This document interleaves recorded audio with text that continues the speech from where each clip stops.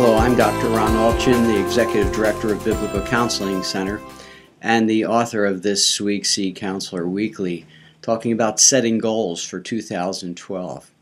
First question might come is it even right to set goals? Well, Jesus was really careful in saying that if you're going to build a building, you better sit down first and determine whether you can achieve it. Or if you're going to go off to war, in our language today would be going to try to win a victory in our lives. We need to sit down and think about whether we have what's necessary to achieve that. What kind of goals should we set?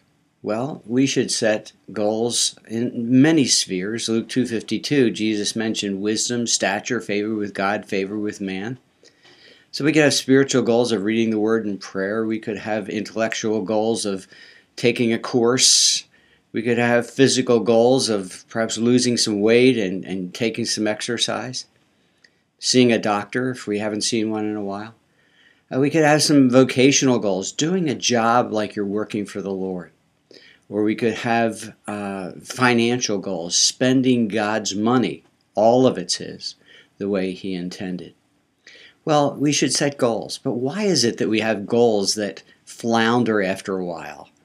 Well, sometimes our goals are self-motivated. Because of pride, we want to be able to say, I read the Bible through in a year, I've lost some weight, or I've earned some money, or I've gotten a raise.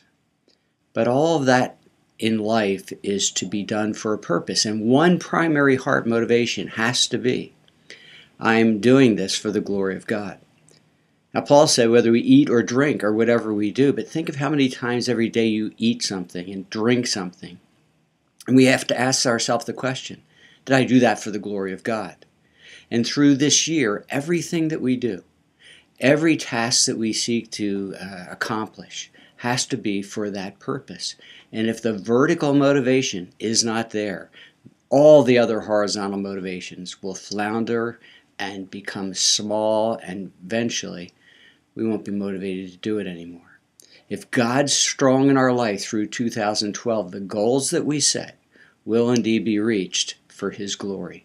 I pray that this year you will ask yourself the question, is what I'm doing for the glory of God? And if it is, do it. And ask yourself that question many times in every activity throughout the new year. It'll be a great year for you. God bless you in 2012.